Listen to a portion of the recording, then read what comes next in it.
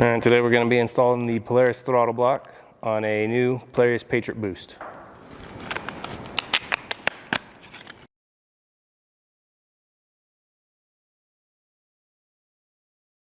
So the first thing we're going to do is remove the factory piece. It's just a Phillips screwdriver and just simply unscrew. Get that piece off of there. So you're going to remove the 4 screws, basically each corner on this piece, and slide it back over. And then down under here on the bottom, there's an Allen. It is a 4mm Allen.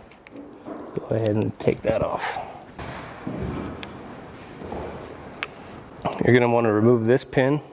It is held on by a C-clip underneath. Just be careful when you remove that, as you don't lose it.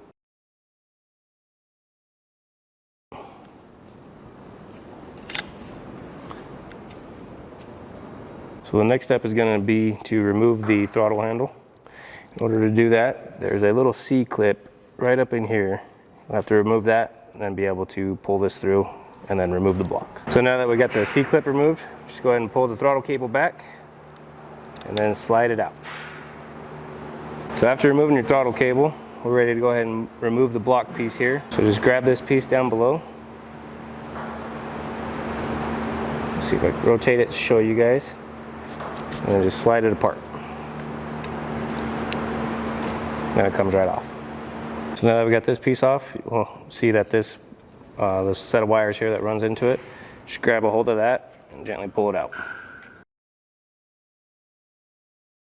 So now that we're ready to install the Ibexx throttle block, you'll see that this plate has 2 screws on here. Just take these screws out of it using a Phillips screwdriver. That plate will just fall right off of that. And this piece that we just unplugged off the factory block, we're just going to go ahead and simply plug that back down into there. It'll only fit in one way. And then reinstall your plate on the Ibexx throttle block. Okay, then we'll go ahead and install the actual Ibexx throttle block. You'll see here that there's a groove for this cable on the back side here. Just make sure that lines up, and then squeeze your block together and install your 4mm Allen screws.